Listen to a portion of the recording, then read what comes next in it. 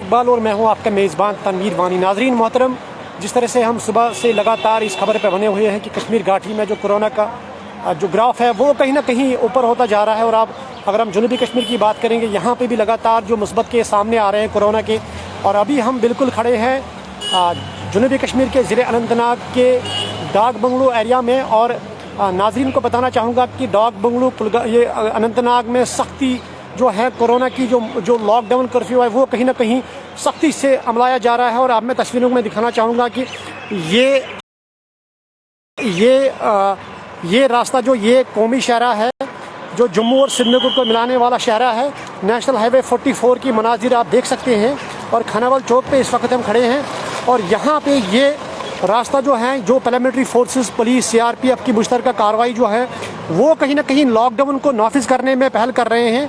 और बाज़ाब्ता तौर पर SOPs जो हैं या मास्क, सैनिटाइज़र व दीगर जो गवर्नमेंट ने हुक्मनामे दिए हैं और उसकी खिलाफ वर्जी करने के लिए यहाँ पे जो पुलिस के एहलकार और CRPF के एहलकार जो हैं वो जान बिशानी से काम कर रहे हैं। और किसी भी शख्स को यहाँ से बिना वजह जाने की इजाज़त नहीं जा रही है। तस्वीरें मैं दिखाना चाहूँगा, ये बिल्कुल मेन चौक हैं, खानावाल चौक। और ये जम्मू कश्मीर राष्ट्रीय राजमार्ग का वो चौक है जहाँ से राष्ट्रीय राजमार्ग 44 जो है स्टार्ट होता है और फिर जम्मू के लिए गाड़ियाँ जाती हैं। और ये तस्वीर जो लगातार आप नाजरीन को बताना चाहूँगा, ये जो रास्ता है ये श्रीनगर की तरफ जा रहा है। मैं जूम करना चाहूँगा, आप ये रास्ता जो है ये श्रीनगर की तरफ जाता है। और यहाँ पे मेन चौक खानावाल में हम आपको लाइव नशरियात दिखा रहे हैं और किस तरह से जो पुलिस के एहलकार हैं वो सुबह से मॉर्निंग से यहाँ पे डटे हुए हैं और किसी भी शख्स को बिला वजह यहाँ से जाने की इजाज़त नहीं दी जा रही है। और जिससे ये इंडिकेट करता है कहीं ना कहीं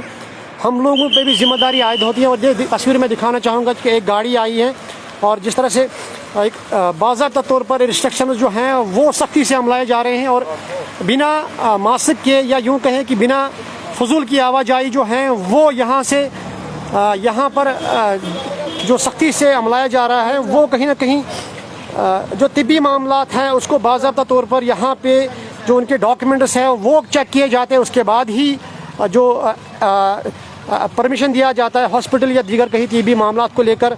और यहाँ पे मैं दिखाना चाहूँगा कि जो गाड़ियों की आवाजाही हैं वो कहीं ना कहीं कम ही नज़र आ रही हैं अगर हम अनंतनाग की बात करेंगे। और बाज़ाब्ता तौर पर यहाँ पे स्क्रीनिंग की जाती है और यहाँ पे प्रॉपर चेकिंग की जाती है पुलिस एहलकारों की जानिब से।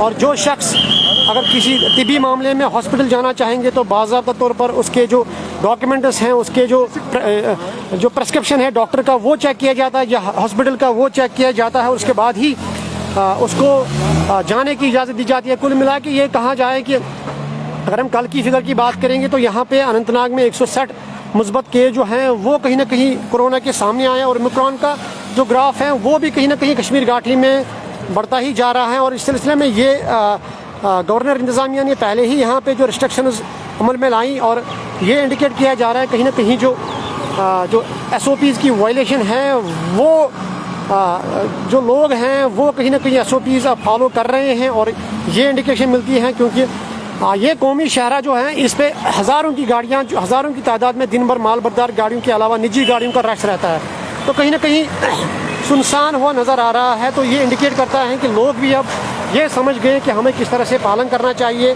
हमें SOPs का ख्याल रखना चाहिए, हमें बिना मास्क के या बिना फजूल आवाजाही जो है वो कम करनी चाहिए। कुल मिला के ये कहा जाए कि वीकली लॉकडाउन का असर जो है वो खूब देखने को मिल रहा है। और ये नाज़रीन को बताना चाहूँगा कि ये अनंतनाग का खानावाल चौक है और यहाँ पे हज़ारों की तादाद में भीड़ होती है दिन में। यहाँ पे लोगों की आवाजाही जो है वो बहुत होती हैं, चाहे निजी गाड़ियाँ हो चाहे मालबरदार गाड़ियाँ हो। लेकिन कहीं ना कहीं साफ तौर पर दिख रहा है कि अनंतनाग प्रशासन ने फुली यहाँ पे जो रिस्ट्रिक्शंस हैं वो अमलाने की पहल की है।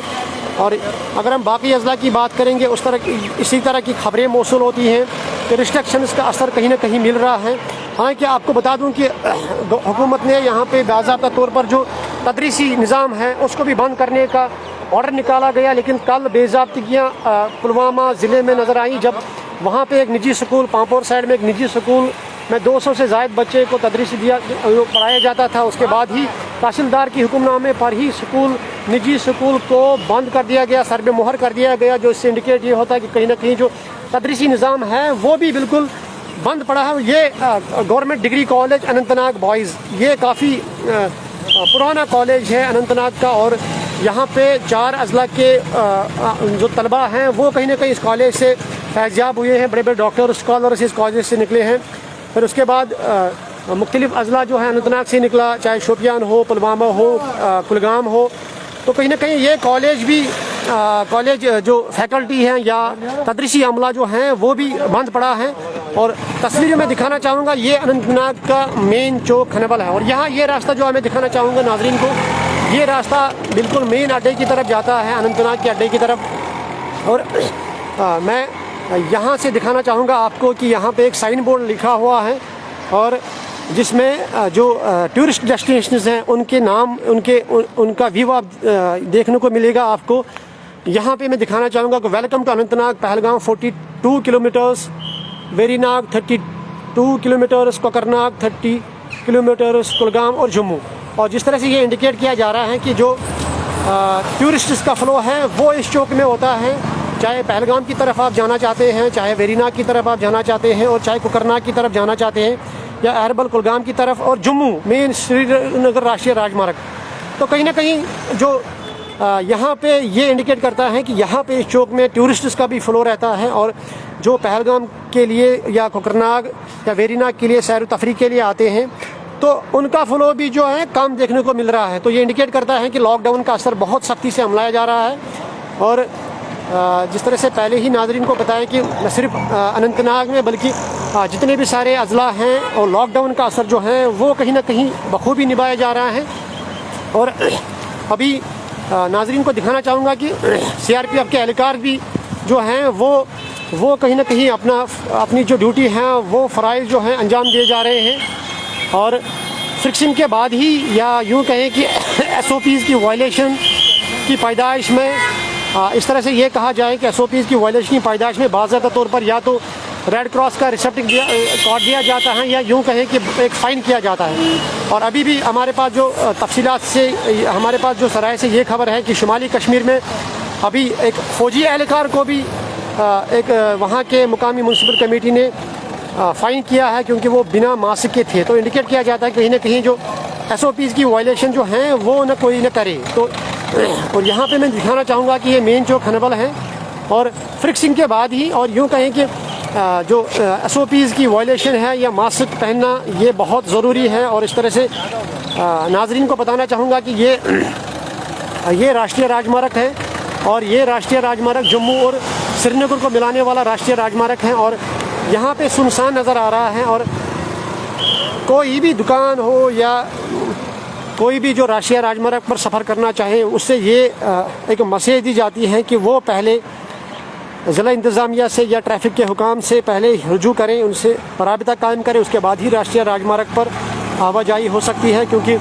लॉकडाउन जो है, वीकली लॉकडाउन, फ़िलहाल आज संडे है, कल भी बहुत लॉकडाउन का असर मिला, और आज संडे के रोज़ ज़्यादा ही असर देखने को मिला। और इस तरह से ये कहा जाए कि ये दुकानें बंद पड़ी हैं मेन चौक खनबल में, जहाँ पे लोग जो है जो जम्मू जाते हैं तो वो कहीं ना कहीं इस चौक में ज़रूर रुकते हैं।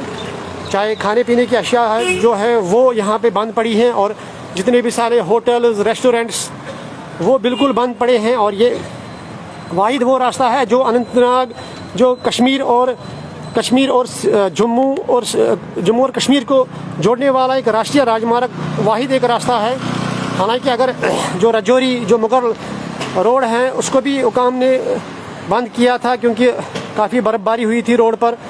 तो ये राष्ट्रीय राजमार्ग जो हैं फ़िलहाल इस पर भी बहुत असर पड़ा है, और राष्ट्रीय राजमार्ग की आवाजाही जो हैं वो बिल्कुल बंद पड़ी हैं। और तस्वीरों में दिखाना चाहूँगा कि ये कौमी शहर सुनसान नज़र आ रहा है। हालांकि ये जो गाड़ियों की आवाजाही है यहाँ के लोकल ही है, जो किसी काम के सिलसिले में तिब्बी मामलात को लेकर हॉस्पिटल की तरफ रुख होते हैं।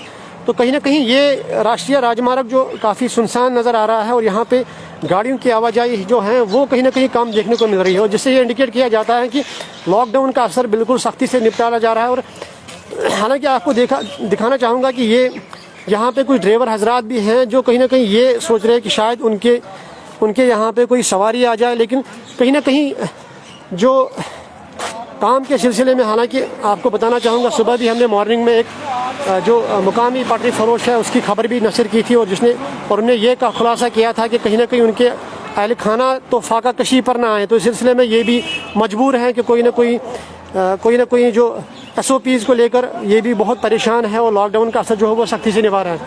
और दिखाना चाहूँगा कि ये हमारे साथ बात करने के तो मैं पानु ना उर्दू पर किरवा का अपना नाम बताओ और आप क्या करते हैं यहाँ पे? मेरा नाम रियाज अहमद कुट्टू जी। मैं इधर ऑटो चला रहा।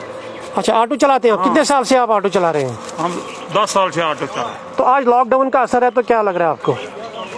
काम भी नहीं चल रहा है, पूरा बंद पड़ा है लॉकडाउन के कारण। आप भी मजबूर है? हाँ मजबूर है हम भी, इसीलिए घर से रोटी इसी पर चलती है हमको हमारी। अच्छा, आप फैमिली के हेड हैं? हाँ, कितने अफराद आप पर मुश्तमिल है? मतलब जब आप दिन में कमाते हैं फिर 6 अफराद। मतलब आप दिन में कमाते हैं तो उनके लिए? हाँ, उनके लिए यही जरिया है, खाली ऑटो का, ऑटो जरिया है, इसी से हम कमाते हैं। और जिस तरह से आप रोज सवारियां उठाते थे, आज वो देखने को कम मिला क्या? बहुत कम लोग नहीं निकलते हैं। तो क्या होना चाहिए आखिर पर, क्या होना चाहिए? मतलब लॉकडाउन का असर, मतलब एक क्या होना चाहिए, क्योंकि लॉकडाउन तो करना जरूरी है, SOPs करना फॉलो करना जरूरी है, तो फिर क्या होना चाहिए? मतलब इस तरह से मरहलेवार तरीके से दुकानें खोलने का, तो आप ड्राइवर जो आप ऑटो चलाते हो आपके लिए क्या सही रहेगा? ऐसे रहेगा मतलब मरहले के हिसाब से, खुला भी बंद भी, तभी हम चलेंगे, वरना अगर पूरा बंद हो जाएगा फिर फाका कशी हो जाएगी। सुबह से कितनी सवारियां आई? आपने कितना कमाया सुबह से? मैंने सुबह से खाली 2 नंबर दिए। अच्छा, मजबूर है आप घर से बाहर निकलना ना? मजबूरी। चलो शुक्रिया। जिस तरह से उन्होंने कहा कि ये ऑटो चलाते, रिक्शा चलाते हैं और काफ़ी सुबह से उन्होंने खाली 2 सवारियां ली हैं, तो इंडिकेट करता है कहीं ना कहीं लोग जो हैं वो अंदर सहमे हुए हैं, और ये बता रहे हैं कि मजबूरी है क्योंकि फाका कशी पर ना उतर आए। ये चाहते हैं कि एक जामिया पॉलिसी होनी चाहिए कि सो दैट अगर कोई शख्स जो बुनियादी तौर पर किसी काम से जुड़ा हो, या यूँ कहें कि एक पटरी फरोश या एक ऑटो वाला, तो वो कहीं ना कहीं ये बताना चाहते हैं कि एक जो लॉकडाउन है उसको निभाना तो ज़रूरी है, लेकिन कहीं ना कहीं यहाँ पे कुछ टूरिस्ट्स आए हैं। आप भाई कहाँ से हैं? मैं राजस्थान से। तो यहाँ पे तो लॉकडाउन है, कैसे आए आप राजस्थान से? सर ड्यूटी के लिए। अच्छा, ड्यूटी कर रहे हैं। अच्छा, ये बताएं कि लॉकडाउन कितना ज़रूरी है, इसमें बताएं। लॉकडाउन बहुत ज़रूरी है सर। लॉकडाउन तो देखो राष्ट्र के लिए हानिकारक है, लेकिन ये है कि सख्तियाँ होनी चाहिए, लोगों को उनकी पालना करनी चाहिए, ये जरूरी है। अभी आप खानेबल चौक में है, राष्ट्रीय राजमार्ग, कब से सफ़र कर रहे हैं आप? जी मैं कल सुबह चला था, यानी कि घर से अपने। हाँ। और अभी हम 1-1.5 घंटे में पहुंच जाएंगे अपने यूनिट में। अच्छा। तो कहीं ना कहीं आपको लग रहा है कि मरहलेवार तरीके से होना चाहिए, मतलब जिस तरह से वीकली लॉकडाउन है तो कैसे होना चाहिए? मतलब जैसे दुकान वाला है, गाड़ी वाला हो, कैसे होना चाहिए? सर एक तरीके से देखो लॉकडाउन तो होना ही नहीं चाहिए, क्योंकि इससे आम जीवन पे प्रभाव पड़ता है, सभी लोकेलिटी पे ज़्यादा इफेक्ट पड़ता है। वैसे इसकी कड़ी से यानी कि सबको मास्क, सोशल डिस्टेंसिंग ये सब फॉलो करना चाहिए बस। अच्छा, कितने बंदे हैं आप? हम 4 बंदे हैं सर। अच्छा, राजस्थान से आए हैं? जी। अच्छा, अभी गाड़ी नहीं मिल रही है, क्या करोगे आप? क्या करें, अब गाड़ी बुक करें, कोई देखे प्राइवेट वगैरह ऑटो वगैरह देखते हैं, कुछ होता है तो यहाँ से। अच्छा, व्हाट अबाउट द कश्मीरीज, मतलब जैसे कि कोई लिफ्ट देता है आपको? मतलब अभी हाँ ऐसी कोई दिक्कत नहीं है। हाँ कश्मीरी लिफ्ट दे देते। प्राइवेट गाड़ियाँ? हाँ प्राइवेट गाड़ियाँ। अच्छा।